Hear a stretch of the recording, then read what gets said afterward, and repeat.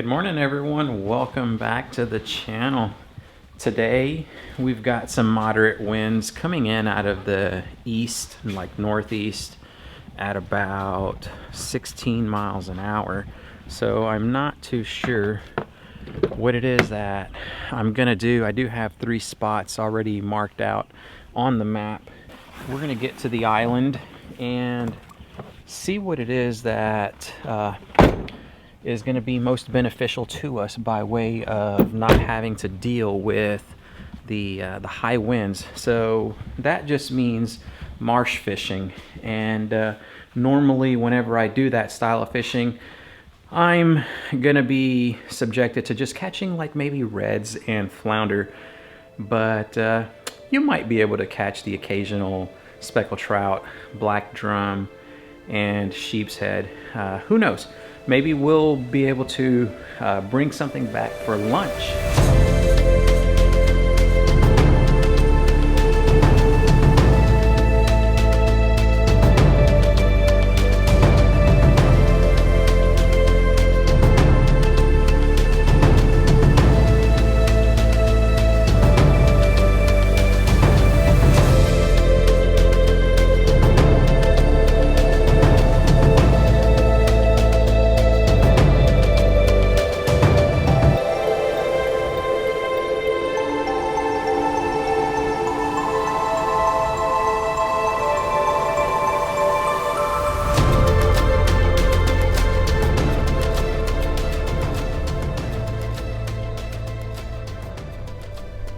So we're definitely back here, and there's really no signs of redfish at all. There's nothing feeding. Plenty of bait out here, lots of mullet. I'm not seeing any shrimp or anything like that, but the mullet are definitely here, spooking those guys left and right. Quite a few turtles, lots of birds working the mullet. Let's pull ourselves out of here and let's go see if we can find them somewhere else. Little drain right over the head. Right there. Let's see. Nothing. Just spooking mullet.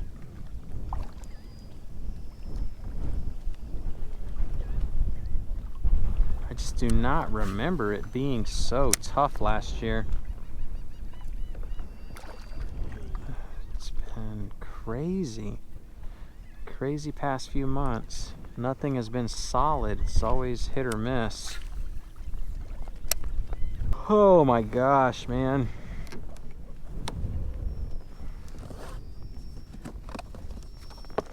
Decided to take a little lunch break. The wife packed me a nice a nice healthy meal. What else do we got inside the Ego cooler? Another healthy snack. Oh well. Can't be too picky whenever you're out here.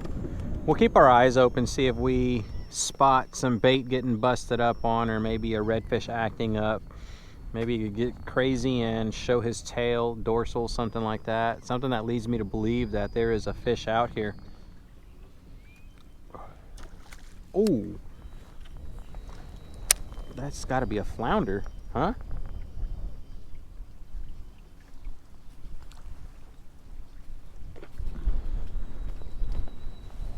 Man, so close. It was a little fella though. All right, here's what we're gonna do. We might be using a lure that's probably too big. I mean, I honestly don't know, but I've got to downsize. So we're gonna make the swap. Let's remove this guy right here.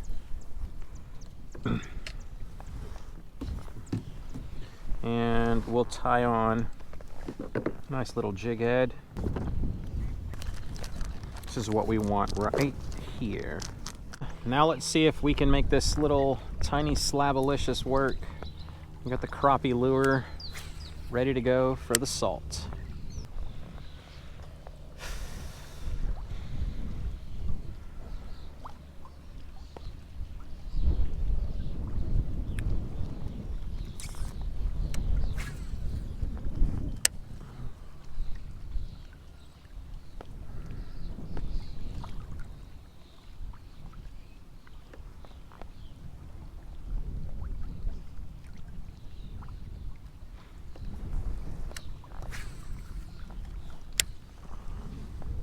Uh-oh.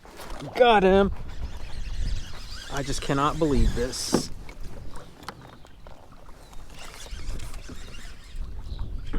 Oh, yes. That's all it took. Just downsizing, huh? Okay.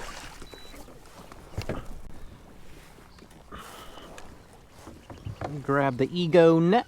I'm loving this net right here too.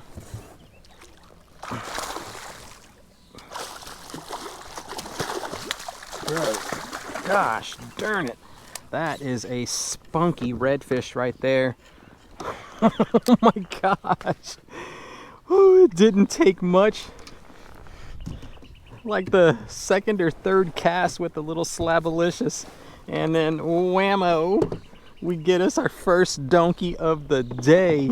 My gosh. There we go. Gotcha. Look at this. Bro, my gosh, this dude is turbocharged. He's got so much spunk in him. Look at that right there. Oh, wait a minute, where'd it go? Oh, it's in his mouth.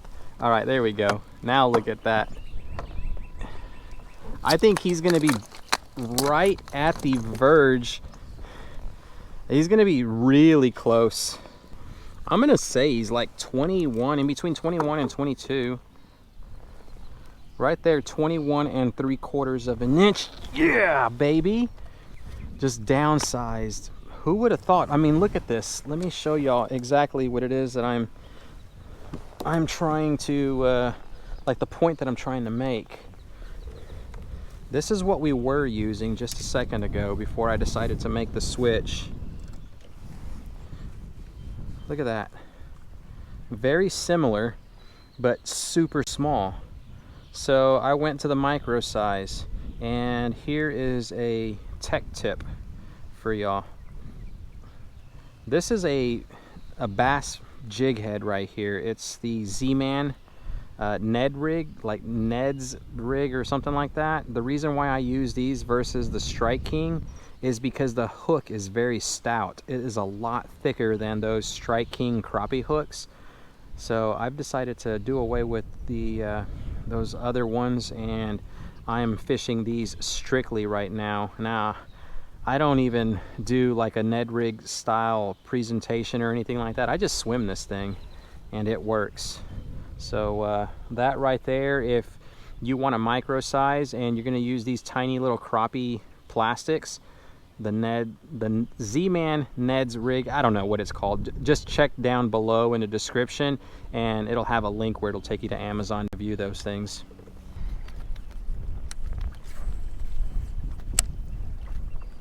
Oh, got you inside the grass.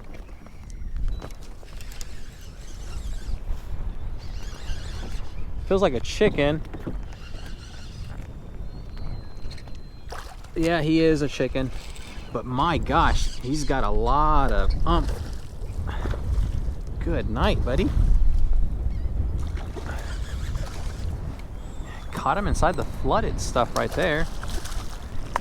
All right, beautiful colors. Nice blue tail, probably about 18 inches. I don't know, this guy is gonna be close to 20. He's such a long, skinny fella. Look at that right there. Beautiful blue tail, huh? Got him on the little Slabalicious from Strike King. Gonna be very close because of how long he is. 19 inches on the money. All right, awesome catch right there. Great fight, but that dude's got a little bit more living to do.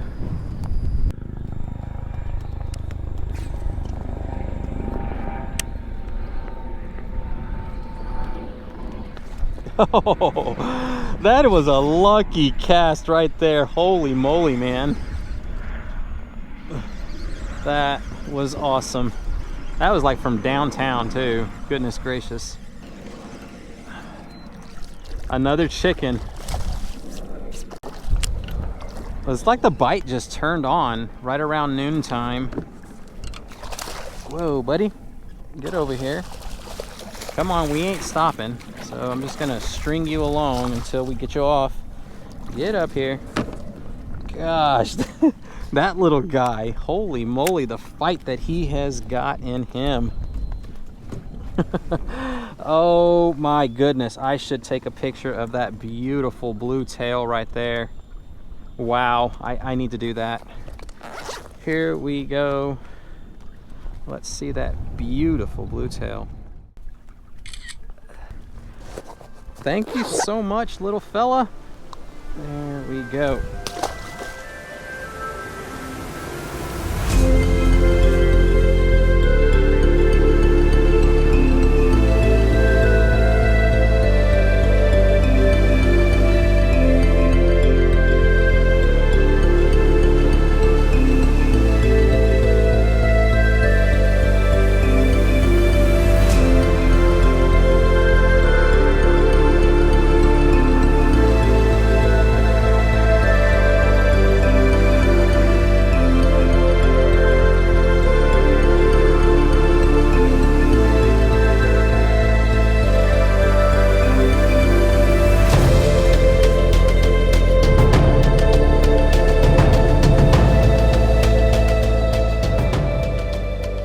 Put about a tablespoon or two of olive oil, 4 tablespoons of butter,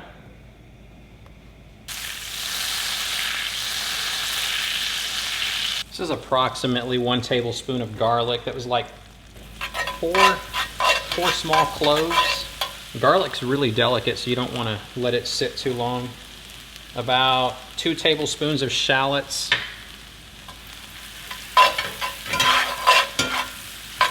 Oh man, that's really aromatic. We got some dill. I've never used dill before, so that's probably about like a tablespoon right there. I'm not even sure how the flavor is gonna come through or if it will even come through. Then we got some capers that we had from the other day.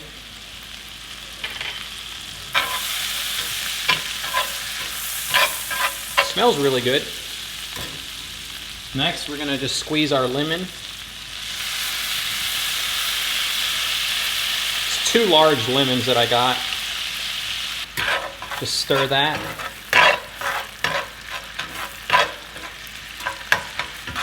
Smells really good. All right. Now the pièce de résistance. This is our redfish fillets.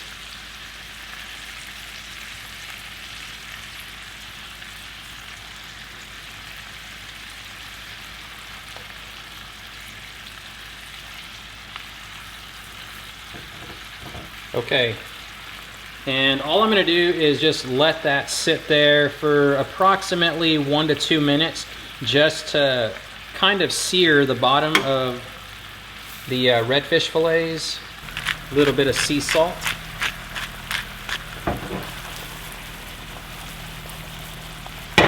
All right, that is it. Just cut our heat and let's get it inside the oven. I'm gonna let that broil for about 5 minutes instead of 10 because I don't think it's gonna take that long for those redfish fillets to cook all the way through. There they go right there. Check that out.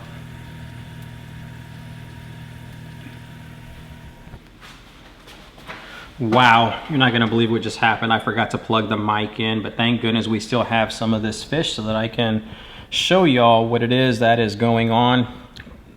That right there is the creation. First time doing it. You seriously have to love zest and tart in order to appreciate this fish. There's way too many flavors going on. If I were gonna redo this, cook with these ingredients, some of them are not gonna make it into the pan because between the lemon and the dill, that's all I taste. So I think I used way too much. To say I used way too much is an understatement. So it's definitely palatable. I've already eaten 2 other fillets and I'm like, I don't quite know how to judge it as far as the scale rating from 1 to 10. I'm probably gonna give it a 5 due to the fact that the redfish is cooked to perfection. I love the whole idea of pan searing it to kind of get the redfish on the bottom that's facing the pan nice and hard and kind of a little bit crunchy. And then finishing it off in the oven with the broiler just to thoroughly cook the center of the fish. It's moist, tender. I absolutely love the fish to taste like that. And if it weren't for the zest and the tart from the dill and the lemon, then it would be like perfect. But it is what it is. It's definitely palatable. I don't recommend you trying this unless you have an adventurous palate. But yeah, what a good way to end the day, being able to eat some fresh redfish. I thank that fella for providing me with some sustenance. And if I had a little bit more time, I would have probably cooked some linguine and then removed the fillets from the pan, thrown in some cream, like maybe half a cup, and then salt and pepper to taste. Make a sauce, pour it over the linguine, put the fish on top, and hopefully that will probably have mellowed out that zest and tart from the dill and lemon. But as you can see, I mean, I ate every bit of it right here. And then this is what was left from what we ate earlier from myself and Elijah. Christian, he's like, no, I smell pickle. So I guess, you know, note to self, I've never used dill to cook with before, so I've just put the 1 tablespoon. Thank goodness I didn't use the remainder of it, because we would have been having pickled fish. Yeah. I know I'm just rambling on. I'm trying to think of like a better way to describe this, and there's just really no way.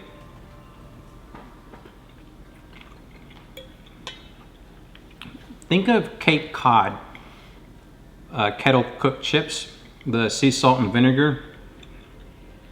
There is no vinegar in this, but that's like, I've got that tart flavor where it gets your glands. So yeah, all right, so I'm gonna stop rambling on. I definitely enjoyed myself today, eating fresh fish. What a better way to, there is no better way to end the day than doing that. I mean, especially if y'all saw the lunch that I had. It's always a blast going out there and being able to be outdoors, going fishing, catching fish, doing this for a living. And I have each and every one of y'all to thank for that. Leave your comments down below. I definitely read each and every one of them. I thrive off of all the positive vibes that y'all send my way. And it's what keeps me encouraged and like wanting to continue going back out there and fish and fish and fish and fish some more, even through the hard times. So definitely thank you so much. If you enjoyed this one, click that thumbs up button. And until next time, tight lines, y'all.